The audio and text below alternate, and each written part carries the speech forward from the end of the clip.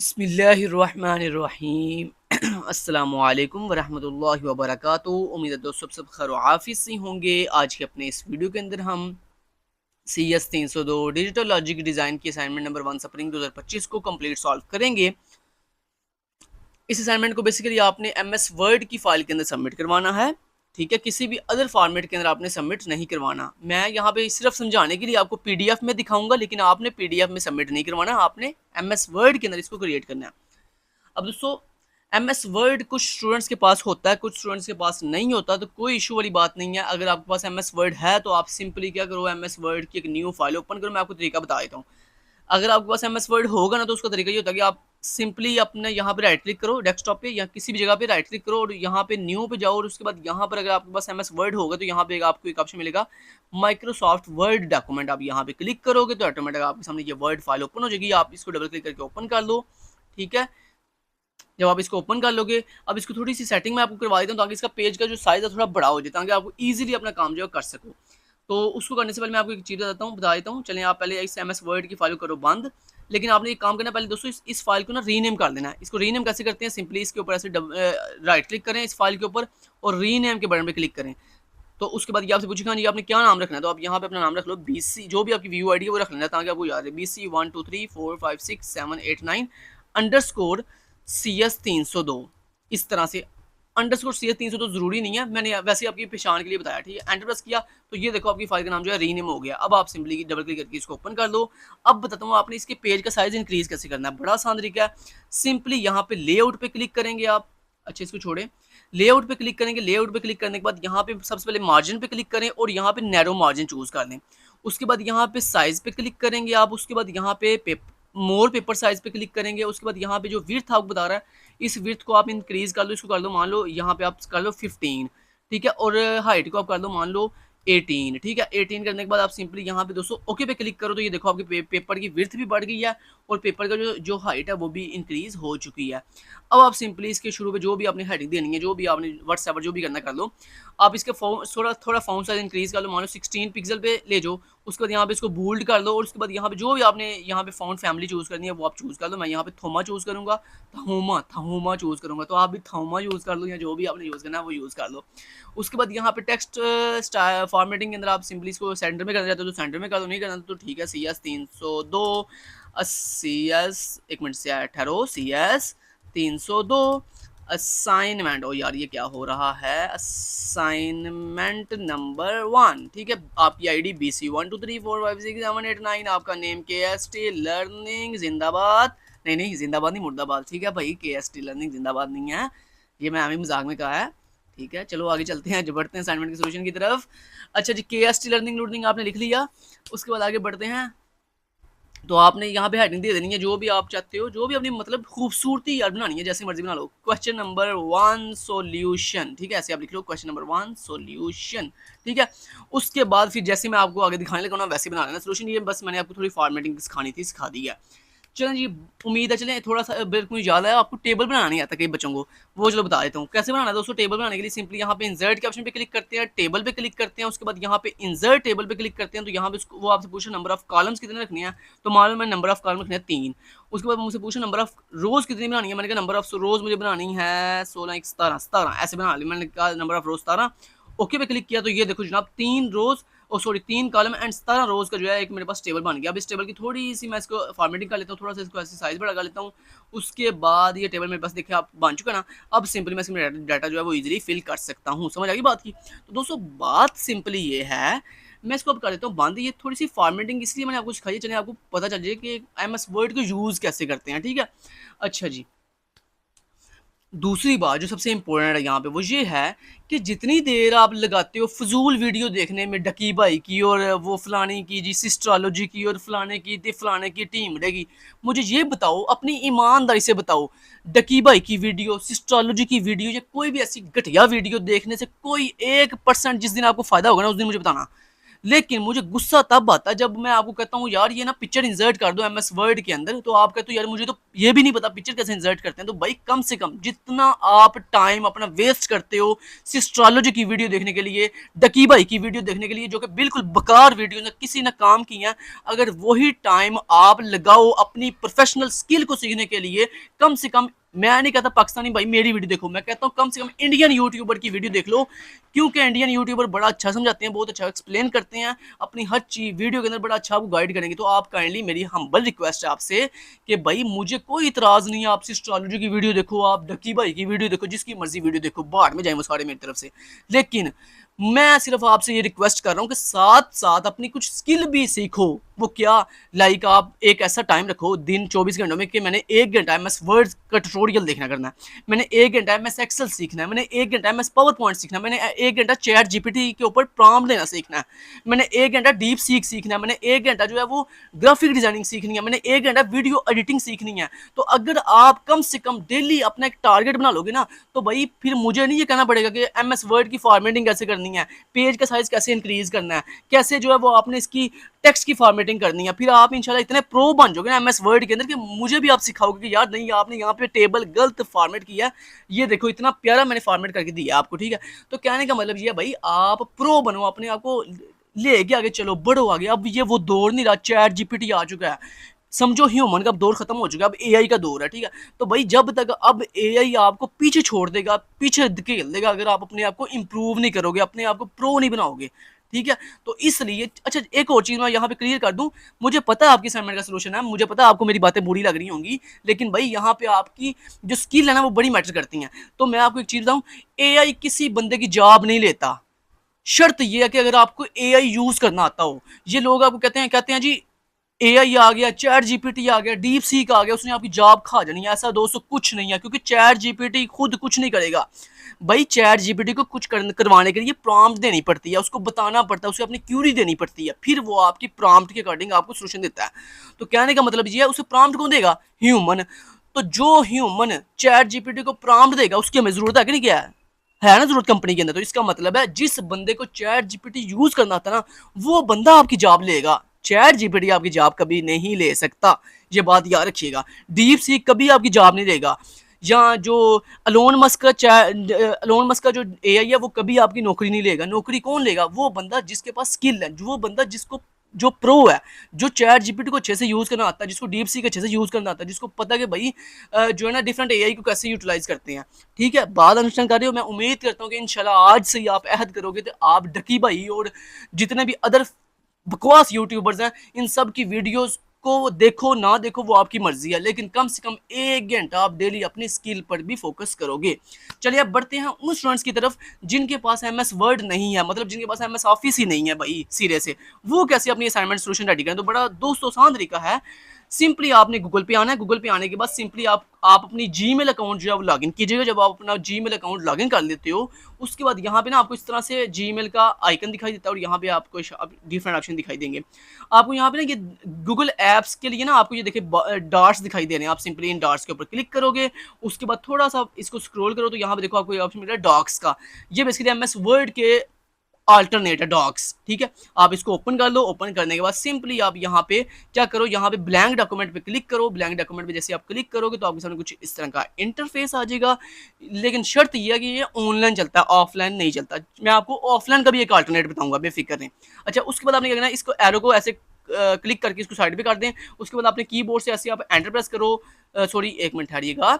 अच्छा, यहाँ पे एक दफ़ा क्लिक करके एंटर प्रेस करो तो ये देखो ऑटोमेटिक यहाँ पे लिखना अब शुरू कर देगा। मान लो CS 302 असाइनमेंट नंबर फलां फलां अप टू सो जो भी आपने लिखना है लिख लो। और यहाँ पे देखो सारे आपको ऑप्शन अवेलेबल हैं। ये देखो फ़ॉन्ट साइज इंक्रीज आप कर सकते हो, ठीक है। उसके बाद आप यहाँ पे जो है इसको बोल्ड कर सकते हो। आप इसका जो फ़ॉन्ट फैमिली जो है वो चेंज कर सकते हो, ठीक है। समझिए बात को। उसके बाद मान लो अपनी टेबल बनाना है तो टेबल कैसे बनाएंगे? उसके लिए यहाँ पे इंसर्ट पे बटन पे क्लिक करो, टेबल पे जाओ। टेबल पे जाने के बाद यहाँ पे बिल्डिंग ब्लॉक्स पे मूव करोगे तो यहाँ पे आपको डिफरेंट ऑप्शन जो है वो मिल रहे हैं। Simple detection log, review tracker और यहाँ पे डिफरेंट ऑप्शन मिल रहे हैं। मैं यहाँ पे बिल्डिंग ब्लॉक्स के लिए जाकर मैं यहाँ पे व्यू मोड पे जाऊँगा और व्यू मोड पे जाने के बाद यहाँ पे देखें डिफरेंट हमारे पास ऑप्शन आ रहे हैं, डिफरेंट ऑप्शन आ रहे हैं कम्युनिकेशन का, ईमेल ड्राफ्ट का। लेकिन मैंने यहाँ पे सॉरी ये नहीं करना, मैं डायरेक्ट टेबल बना लेता हूँ। टेबल बनाने के लिए सिंपली मैं यहाँ पे दूसरा जो डायरेक्ट ऑप्शन है वो यूज़ कर लूँगा। मैं यहाँ पे टेबल पे जाऊँगा और यहाँ पे टेबल पे जाने के बाद ये देखो ये ऑटोमेटिक ये देखो, वाह वाह क्या बात है भाई, क्या बात है। गूगल तो बड़ा एडवांस है, जैसे जैसे आप मूव देखो करते जा रहे हो ऑटोमेटिक वो बढ़ाता जा रहा है, आपकी इंक्रीज करता जा रहा है, ठीक है। अच्छा मान लो मैंने यहाँ पे बनानी है 3 कॉलम, तो ये 3 कॉलम हो गए। उसके बाद मैं ऐसे नीचे जाता हूँ रो बनाने के लिए, तो ये देखो मैंने 17 रो बनानी है, तो ये 17 के लिए ये देखो ओके। इसके बाद एंटर प्रेस करो, तो जैसे आप एंटर प्रेस करोगे ये देखो आपका टेबल बन के आ चुका है। कैसा मजा है ना, मजा। तो यहाँ पे आप जल्दी जल्दी आप लिख लो जो भी आप लिखना है। मान लो आप लिखना चाहते हो जी टर्म, ठीक है। उसके बाद यहाँ पे आप लिखना चाहते हो जी, मान लो जैसे आपने लिखना है यहाँ पे मेरे पास बाइनरी, ठीक है। जो भी आपने मान लो अप टू सॉन जो भी लिखना है वो लिख सकते हो आप। उसके बाद यहाँ पे जब आपकी पूरी फाइल रेडी हो जाए उसके बाद सिंपली आप क्या करो, फाइल पे क्लिक करो। फाइल पे क्लिक करने के बाद आप सिंपली यहाँ पे आपको मिलेगा कि डाउनलोड का बटन, डाउनलोड पे जाओ और यहाँ पे simply Microsoft Word dot docx के ऊपर क्लिक करोगे ना, तो ये आपकी जो MS वर्ड फाइल जो आपने अभी अभी रेडी की है ये ऑटोमेटिक क्या हो जाएगी, डाउनलोड हो जाएगी। समझ आ गई बात की? अच्छा जी, तो ये था तो दोस्तों तरीका ऑनलाइन जो है MS वर्ड को यूज़ करने का। अच्छा अब बता देता हूँ, मान लो अगर आपके पास मान लो MS ऑफिस नहीं है और आपके पास इंटरनेट भी अवेलेबल इतना अच्छा नहीं है, तो आप चाहते हो मेरे पास कोई ऑफलाइन अल्टरनेट हो MS वर्ड का, तो दोस्तों उसका तरीका ये है कि आपके पास यहाँ पे एक बड़ा अच्छा अल्टरनेट है जिसका नाम है डेस्कटॉप एडिटर। क्या नाम है? Desktop editor. आपने सिंपली सर्च करना है डेस्कटॉप एडिटर और एंटर प्रेस करना। जैसे दोस्तों आप डेस्कटॉप एडिटर सर्च करोगे ना, तो आपको यहाँ पे देखो पहली ही ऑफिशियल वेबसाइट मिलेगी ओनली ऑफिस के नाम से। आप यहाँ पे क्लिक करो। दोस्तों ये जो डेस्कटॉप एडिटर है ना, ये बेसिकली MS वर्ड का अल्टरनेट है जिसमें हर चीज़ अवेलेबल है। वर्ड, पावर पॉइंट, एक्सेल, हर चीज़ अवेलेबल है और बिल्कुल फ्री ऑफ कॉस्ट है, ठीक है जी। तो यहाँ पर आप थोड़ा नीचे आओ और यहाँ पर आगे उसको बताऊँ, मुझे विंडो के लिए इसको डाउनलोड करना है। विंडो के लिए डाउनलोड करने के लिए यहाँ पे विंडो पे क्लिक किया। उसके बाद ये आपसे पूछा हाँ जी विंडो कौन सी है आपके पास। आपके पास ओल्डर विंडो है, मतलब विंडो 7, 8, 8.1 या विंडो 10 है, या लेटेस्ट विंडो है, या ये वाली लेटेस्ट विंडो है, कौन सी विंडो है आपके पास। तो आप यहाँ पे उसको बताओगे मेरे पास ये वाली विंडो है। उसके बाद जब विंडो आप चूज कर लोगे उसके बाद ये देखो डिफरेंट ऑप्शन है आपके पास। यहाँ पे ये जो EXE है ना, आपने EXE डाउनलोड करनी है, आपने ये MSI डाउनलोड नहीं करना। आपने यहाँ पे ये जो EI है ना और EXII, इसको EXE बेसिकली एक डाउनलोड फाइल होती है जिसको हम डाउनलोड करने के बाद डबल क्लिक करके EXE फाइल को जो है इंस्टॉल कर लेते हैं। तो सिंपली आप इसको डाउनलोड कर लीजिएगा तो ये आपके पास डाउनलोड हो जाएगा। ये तरीका था MS वर्ड को का अल्टरनेट फ्री में यूज़ करने का। लेकिन जनाब इसको जब आप अच्छा डाउनलोड करोगे ना डेस्कटॉप एडिटर को, उसके बाद इसको इंस्टॉल करने के बाद सेम इसका भी वही सेम हिसाब है जैसे मैंने आपको अभी बताया MS वर्ड के अंदर हिसाब है, ठीक है जी।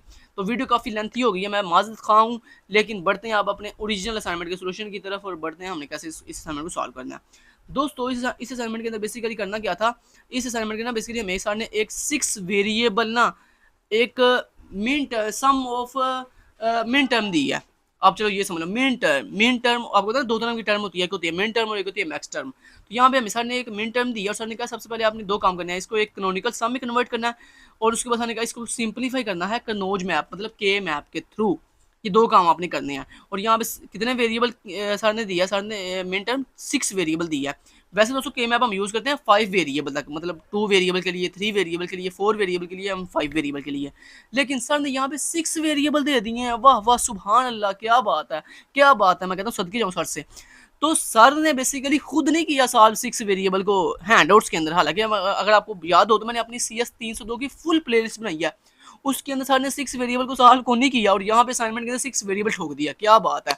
हालांकि सर को चाहिए था जो चीज़ है हैंडआउट्स के अंदर है, सर को चाहिए था कम से कम 5 वेरिएबल तक चलो दे देते, चलो 6 वेरिएबल दे दिए, चलो कोई बात नहीं है भाई, हम तो सॉल्व कर देंगे, कोई बात नहीं है। चलो बढ़ते हैं असाइनमेंट के अब सोल्यूशन की तरफ। काफ़ी बातें हो चुकी हैं यहाँ पे दोस्तों। हमारे पास ये देखो डिफरेंट तरह की ये टर्म्स आपको दी गई हैं। ये this is a complete whole min term and this is a only term, ठीक है।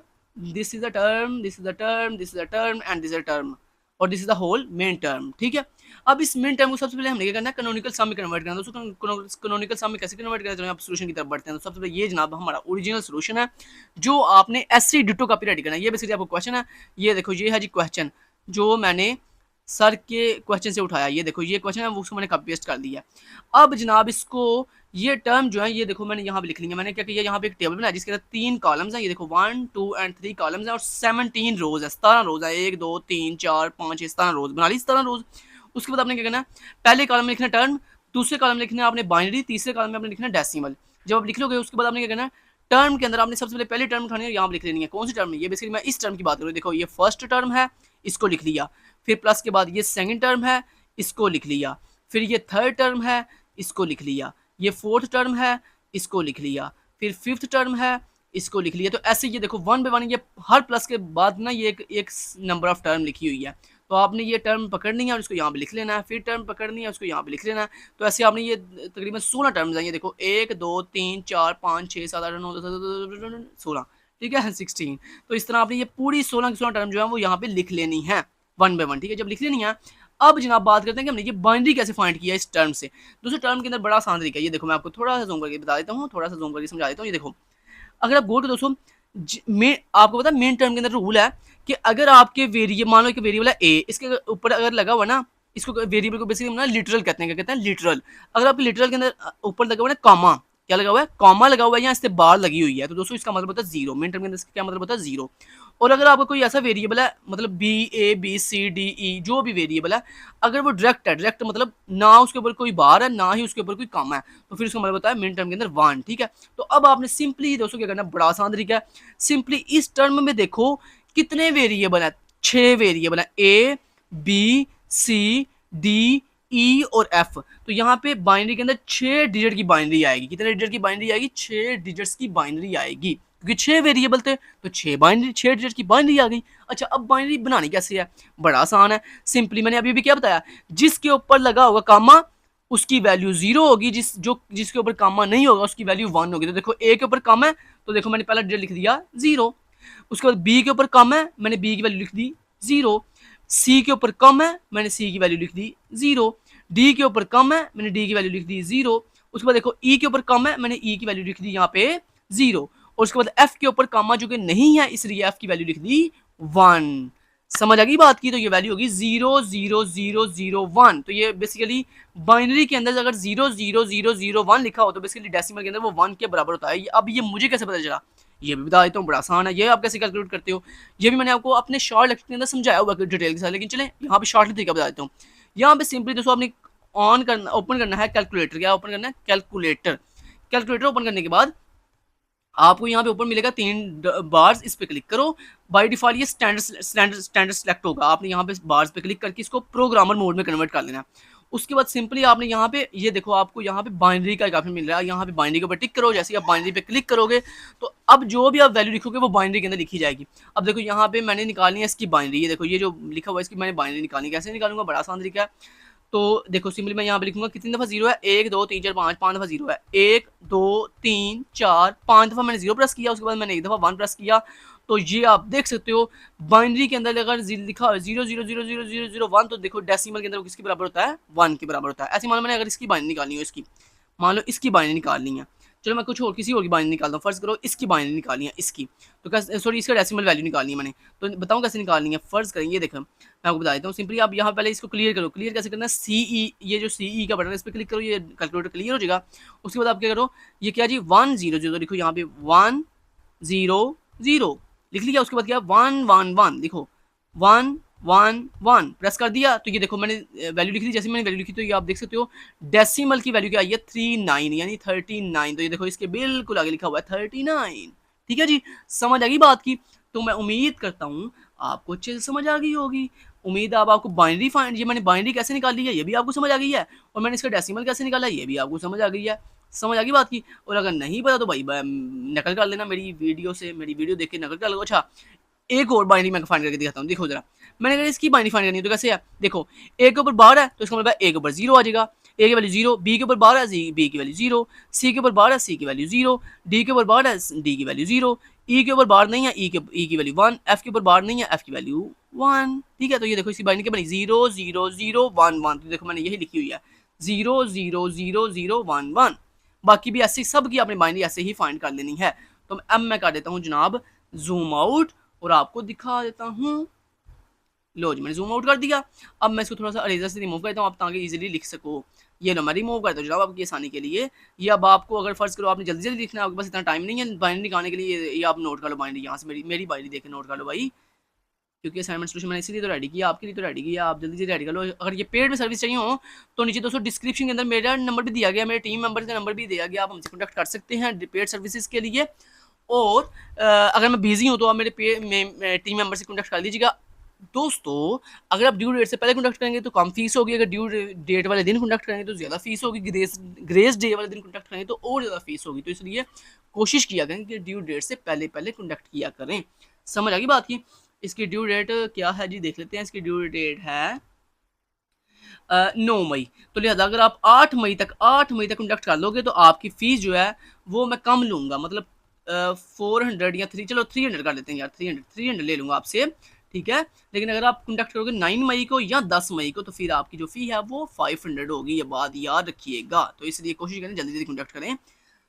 दूसरी बात ये, आपको ये भी पता कि मैं असाइनमेंट ड्यू डेट को खुद सबमिट करवाता हूँ, मैं किसी को असाइनमेंट फाइल नहीं देता, ये भी बात याद रखिएगा। क्योंकि बड़े से ऐसे लोग हैं जो पेड सर्विस प्रोवाइड करते हैं और वो क्या करते हैं, मुझसे फाइल लेके बड़े अपने तरह से होशियार बनते हैं और मुझसे फाइल लेकर आगे फॉरवर्ड कर देते हैं। तो ऐसा मैं नहीं करता है। तो इसलिए आपने कॉन्टैक्ट करके अपनी बुकिंग करवा लीजिएगा, तो उसके बाद मैं इंशाल्लाह आपके LMS पे खुद ही सबमिट करवा दूंगा। मैं उम्मीद करता हूँ आपने ये पूरा टेबल सॉल्व कर लिया होगा, ये पूरा टेबल बना लिया होगा जल्दी जल्दी। अब मैं चलता हूँ नेक्स्ट मूव करता हूँ जनाब। ये लें जी, हम आ गए नेक्स्ट। लें जनाब, जब मैं ये देखें, अब मैं अब बताता हूँ ये मैंने कैसे निकाली है। ये मैं दोस्तों इस तरह से निकाली है। देखो जो हम सर ने ऊपर दिया था ना एफ, सेम एज मैं लिख दिया कि मुझे मेरे पास एक फंक्शन है एफ जिसके अंदर वेरिएबल है A B C D E F equal to. आगे दोस्तों कैनोनिकल फॉर्म लिखने का तरीका ये होता है कि हम कैनोनिकल फॉर्म लिखने के लिए ना ऐसे ये लगाते हैं समेशन का साइन। कौन सा साइन लगाते हैं? ये समेशन का साइन लगाते हैं। ये देखो जैसे मैंने ये समेशन का साइन लगाया, साइन लगाते हैं। उसके बाद हम लिखते हैं राउंड ब्रैकेट, और ये राउंड ब्रैकेट के अंदर आपने ये सारी वैल्यू लिख देनी है। कौन सी वैल्यू? ये जो आपने डेसिमल निकाले हैं ना, ये डेसिमल जो आपने फाइंड किए हैं, ये जो आपने डेसिमल फाइंड किए हैं, ये सारे डेसिमल आपने यहाँ पे लिख देने हैं ये ब्रैकेट के अंदर। ये देखो 1 3 5 7 17 19 21 23 33 35 37 39 49 51 एंड 53 एंड 55। तो ये सारे बेसिकली यही वैल्यूज हैं। तो यहाँ से उठाकर मैंने यहाँ पे लिख दिए हैं सारे। ये जो डेसिमल मैंने निकाले थे यहाँ में लिख दिए। तो ये मेरे आगे स्टेप नंबर 1 का सोल्यूशन, मतलब मैंने ये कैनोनिकल फॉर्म फाइंड करके दे दी है सर को। अब मैंने जनाब क्या करना है, इसको जो है इस कैनोनिकल सम को यूज करते हुए मैंने यूज करना है के मैप बनाना। तो दोस्तों के मैप कैसे बनाते हैं? 6 वेरिएबल के मैप इस तरह से बनाते हैं कि सबसे पहले आपने एक टेबल बनाना है और इस टेबल के अंदर कितने कॉलम लेने हैं? 1 2 3 4 5 6 7 8 9 9 कॉलम लेने हैं और 9 ही रो बनानी है। 1 2 3 4 5 6 7 8 9 9 रो और 9 कॉलम का बेसिकली आपने एक टेबल बना लेना है, ठीक है। अब उस टेबल के अंदर बेसिकली आपने यहाँ पे जो फर्स्ट वाला ये सेल है ना, इसमें आपने लिखना है ABC/DEF, यानी 6 वेरिएबल थे तो 3 वेरिएबल पहले, फिर स्लैश, फिर 3 वेरिएबल, ठीक है। अब दोस्तों ये जो पहले 3 वेरिएबल है ना ABC, इनके लिए बेसिकली आपने वैल्यूज यहाँ रो के अंदर लिखनी है। ये जो रो के अंदर तीन डिजिट लिखी होनी है, ये बेसिकली डिपेंड कर रहे हैं। ये बेसिकली जो रो के अंदर आपको 3 डिजिट दिखाई दे रहे हैं ना, बेसिकली ये रिप्रेजेंट कर रहे हैं ए बी सी की वैल्यू को। मतलब पहला डिजिट रिप्रेजेंट कर रहा है ए की वैल्यू को, दूसरा डिजिट रिप्रेजेंट कर रहा है बी की वैल्यू को, और तीसरा डिजिट रिप्रेजेंट कर रहा है सी की वैल्यू को। ऐसे ही ये जो आपको कॉलम के अंदर ये जो वैल्यू दिखाई दे रही है, ये फर्स्ट के ऊपर फर्स्ट रो के अंदर ये रिप्रेजेंट कर रही है आपको ये नेक्स्ट 3 वेरिएबल, मतलब डी ई और एफ को। पहली वैल्यू डी की है, दूसरी ई की है, और तीसरी जो है वो एफ की है। समझ आएगी बात की। उसके बाद दोस्तों आपने ये जो सेल्स हैं, इनके अंदर वैल्यूज पुट करनी है। वैल्यूज कैसे पुट करनी है? अच्छा, ये जो वैल्यूज मैंने दी हैं ये कैसे दी हैं? बड़ा आसान है। सिंपली देखो, पहली जो कॉम्बिनेशन होता है ना वो होता है 0 0 0, दूसरा कॉम्बिनेशन होता है 1, तीसरा कॉम्बिनेशन होता है ये देखो, अगर इसकी डेसिमल फाइंड करो तो ये बेसिकली 0 की डेसिमल है, इसका डेसिमल 0 है, इसका डेसिमल 1 है, इसका डेसिमल जो है वो 3 है, इसका डेसिमल जो है वो 2 है, इसका डेसिमल जो है 4 है, इसका डेसिमल जो है वो 5 है, इसका डेसिमल जो है वो 7 है, इसका डेसिमल जो है वो 6 है। तो इस तरह मैंने दूसरी ये वैल्यू पुट की है 0 0 0 0 0 1 0 1 1 0 1 0 1 0 0 1 0 1 1 1 1 और 1 1 0। अच्छा, एक और चीज़ दोस्तों, ये जो 6 वेरिएबल के मैप है ना, ये बेसिकली आपको पेपर के अंदर नहीं आएगा, लिहाजा इसको ज़्यादा डीपली आप अंडरस्टैंड ना करो। आप बस अभी यहाँ पे असाइनमेंट बस सॉल्व करो, ठीक है। चलो मैं आपको ज़्यादा डीपली नहीं समझाता यार, इसको छोड़ो। क्या आप इतना, जब पेपर में इसी ने आना ही नहीं है। हाँ, अगर आपने स्किल सीखनी हो तो वो आप अलग से जो है CS 302 की मेरे से पेड क्लासेस जो कि बहुत ही हाई फी के साथ हैं, वो आप लेकर, अगर आपको शौक हो तो वो आप लेकर सीख सकते हैं। या फिर आप यूट्यूब पे भी सर्च कर सकते हो। यूट्यूब के ऊपर 6 वेरिएबल के मैप पूरा सॉल्व करने का तरीका जो है वो सिखाया जाता है, वो आप वहाँ पे भी सीख सकते हो। अच्छा, बढ़ते हैं अपने असाइनमेंट के सोल्यूशन की तरफ आगे। अच्छा दोस्तों, ये जो सेल है ना, ये 0 है, ये 1 है, ये 3 है, ये 2 है, ये 4 है। ये मैंने बेसिकली ये यहाँ पे ये जो मैंने सेल का नंबर बताया, ये 0, ये 1, ये मुझे कैसे पता चला दोस्तों? ये मुझे ऐसे पता चला कि जो भी सेल है ना, उस सेल की सबसे पहले देखो कि उसकी रो के अंदर क्या बाइनरी लिखी हुई है। उसकी रो के अंदर बाइनरी लिखी हुई है 0 0 0। अब देखो उसके कॉलम में क्या बाइनरी लिखी हुई है, उसके कॉलम में बाइनरी है 0 0 0। तो बेसिकली 0 0 0 और 0 0 0 इसकी बेसिकली डेसिमल वैल्यू होती है 0, इसलिए मैंने इस सेल में लिख दिया 0। ऐसे मान लो अगर आपने इस सेल के अंदर आप देख चाहते हो कि मैंने यहाँ पे 20 क्यों लिखा है, तो बेसिकली 200 मैंने 20 इसलिए लिखा है क्योंकि अगर आप इसकी रो के अंदर वैल्यू देखो तो वो है जी, रो के अंदर जो बाइनरी है वो देखो तो वो है जी 0 1 0। तो 0 1 0। उसके बाद इसके कॉलम की जो वैल्यू है वो है जी ये 1 0 0, तो 1 0 0। तो बेसिकली दोस्तों अगर आप इसका डेसिमल वैल्यू निकालोगे ना तो इसकी डेसिमल वैल्यू होगी 20। तो इसलिए मैंने इस सेल के अंदर क्या लिख दिया, 20 लिख दिया। तो उम्मीद है अब आपको समझ आ गई है कि ये मैंने हर सेल के अंदर जो वैल्यू लिखी हुई है बेसिकली मैंने इसके कोरिस्पॉन्डिंग जो रो और कॉलम की बाइनरी है ना उसको देखकर जो है मैंने लिखी है। समझ आ गई बात की? चलें जी, इतना समझ आ गई बात की। चलें जी नेक्स्ट चलते हैं जी। ये आपको सारा समझ आ गई कि ये मैंने हर सेल के अंदर ये जो वैल्यू लिखी है 0 1 3 2 1 ऐसे अप टू सो ऑन, ये कैसे मैंने लिखी है। ठीक है जी, अब बढ़ते हैं आगे कि ये जो आपको बोल्ड जो आपको हर सेल के अंदर या तो 0 है या 1 है। ये देखो कुछ सेल के अंदर ये देखो 0 0 0 0 0 है, कुछ सेल के अंदर देखो 1 है 1 है 1 है 1 है 1 है 1 है 1 है। तो ये मैंने कैसे फाइंड किया दोस्तों, बड़ा आसान है। ये जो दोस्तों आपको कैनोनिकल सम गिवन है ना, तो इसके अंदर देखो आपको कौन कौन सी वैल्यू गिवन है। देखो पहली वैल्यू है 1, तो ये सेल है 1, ये देखो ये है जी सेल नंबर 1, इसके अंदर आपने क्या लगा दिया, 1 लगा दिया। तो मतलब ये जो आपको जो वैल्यू गिवन है ना, इस वाले सेल के अंदर जाओ और वहां जाके क्या लगा दो, 1 लगा दो। देखो नेक्स्ट वैल्यू है 3, तो 3 वाले सेल में आगे मैंने 1 लगा दिया। फिर नेक्स्ट वैल्यू है 5, तो 5 वाले सेल ये है, देखो 5 वाले सेल में आके मैंने क्या लगा दिया, 1 लगा दिया। उसके बाद नेक्स्ट वैल्यू है 7, तो 7 वाला सेल ये है, इसके मैंने 1 लगा दिया। मतलब ये जो आपको वैल्यू गिवन है, इस वाली वैल्यू के आपने सेल में जाना है और उस सेल में जाके आपने क्या लगा देना है, 1 लगा देना है।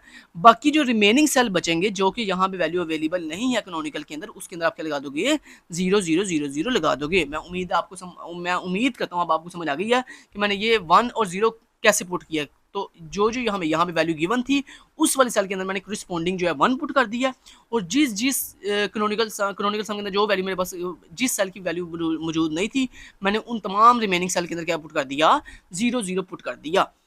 चलें जी, अब नेक्स्ट क्या करता है दोस्तों, नेक्स्ट आपको पता है कि के मैप के अंदर हम क्या करते हैं, ग्रुपिंग करते हैं। जहाँ जहाँ 1 होता है तो जहाँ जहाँ 1 है वहाँ वहाँ आपने ग्रुपिंग करनी है। अब ये दोस्तों मैंने के मैप के अंदर ये बेसिकली 4 डिफरेंट कलर्स के शो किए हुए हैं। बेसिकली देखो, एक मैंने ये डिफरेंट कलर के साथ बॉक्स बनाया हुआ है, एक मैंने ये 16 का बॉक्स बनाया हुआ है डिफरेंट कलर के साथ, तो एक मैंने ये बॉक्स बनाया हुआ है डिफरेंट कलर के साथ, ठीक है, एक मैंने ये बॉक्स बनाया हुआ है। तो ये मैंने क्यों बनाया है दोस्तों, इसकी वजह ये है जो 6 वेरिएबल के मैप होता है ना, बेसिकली इसके अंदर ना बेसिकली समझ लो चार डिफरेंट बॉक्स होते हैं, 4 डिफरेंट टेबल्स होते हैं। मतलब ये फर्स्ट टेबल के 16 कॉलम्स हैं, क्योंकि दोस्तों के मैप के अंदर ना 16 से बड़ा टेबल नहीं बनता, 16 से बड़ा टेबल नहीं होता।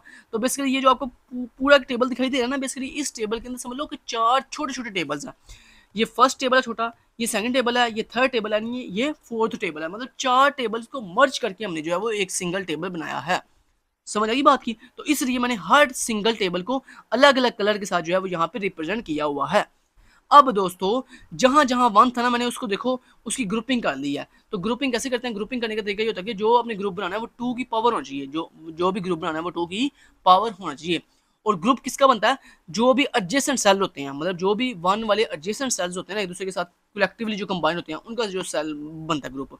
तो यहाँ पे दोस्तों ये जो जहाँ जहाँ मैंने रेड कलर किया ना, ये बेसिकली सारे के सारे आपस में एडजेसेंट। अब ये क्यों कैसे एडजेसेंट है, ये इतना लंबा प्रोसेस है, ये मैं अगर समझाने बैठ गया तो बड़ा टाइम लगेगा। तो इसलिए बस मैं इतना बता रहा हूँ, आप मेरी बात पर यकीन रखो तो कि इंशाल्लाह मैं ठीक कह रहा हूँ कि ये जितने भी सेल मैंने सिंगल कलर के, इसीलिए आप अगर आप गौर करो तो मैंने सबको जो है सेम कलर दिया, सेम कलर रेड दिया। क्यों? क्योंकि दोस्तों ये एक ही ग्रुप है और ये तमाम के तमाम 1 जो है वो एक ही ग्रुप का पार्ट है। और जब आप ग्रुपिंग कर लेते हो तो फिर उस ग्रुप के अंदर कॉमन वेरिएबल ढूंढते हैं। तो दोस्तों अगर आप गौर करो तो ये जो मैंने रेड कलर के साथ जो बॉक्स हाईलाइट किए हैं ना, इन तमाम के तमाम बॉक्सेस के अंदर सिर्फ 2 ही वेरिएबल कॉमन है। एक सी कॉमन है इनके अंदर और एक एफ कॉमन है। सी की जो वैल्यू कॉमन है वो 0 कॉमन है, और एफ की जो वैल्यू इनके अंदर कॉमन है वो 1 कॉमन है। एफ की कौन सी वैल्यू कॉमन है, 1। तो मैंने आपको क्या बताया था, जिसकी वैल्यू 0 हो वो बेसिकली बार होता है। तो सी बार मतलब सी की वैल्यू 0 कॉमन है ना, तो सी के ऊपर मैं लगाऊंगा बार। और एफ की कौन सी वैल्यू कॉमन है, 1 कॉमन है, तो एफ के ऊपर मैं बार नहीं लगाऊंगा। तो बेसिकली दोस्तों इस पूरे ग्रुप के अंदर, रेड कलर वाले पूरे ग्रुप के अंदर जो हमारे पास कॉमन वैल्यू आई है वो है जी सी बार एफ। तो हमारे पास बेसिकली जो सिंप्लीफाइड एक्सप्रेशन आई है ना वो आई है, जो हमारे पास 6 वेरिएबल थे उनके अंदर जो सिंप्लीफाइड एक्सप्रेशन है वो है जी सी सिंगल कोट एफ, यानी सी बार एफ। समझ आ गई बात की? तो ये आपकी सिंप्लीफाइड एक्सप्रेशन आ गई है। तो बड़ी लंबी वीडियो हो गई है, मैं मुझे पता है भाई बड़ी लंबी वीडियो हो गई है, मैं जान सकता हूँ वीडियो काफ़ी लेंथी हो गई है, लेकिन मैं उम्मीद भी करता हूँ कि ये वीडियो आपकी ज़िंदगी बदल देगी अगर आपने ये मेरी वीडियो पूरी देखी है। अगर आपने मेरी वीडियो को फॉलो करोगे इंशाल्लाह, तो ये वीडियो आपकी लाइफ चेंज कर देगी, क्योंकि इंशाल्लाह इस वीडियो के अंदर मैंने आपको वो चीज़ें बताई हैं जो मैंने कभी आपको दूसरी किसी वीडियो में नहीं बताई। बढ़ते हैं नेक्स्ट किसी असाइनमेंट के अंदर, और इंशाल्लाह फिर किसी वीडियो में मिलेंगे। तब तक के लिए अपना बहुत ख्याल रखिएगा। Thank you so much, till then guys, take care, अल्लाह हाफिज़।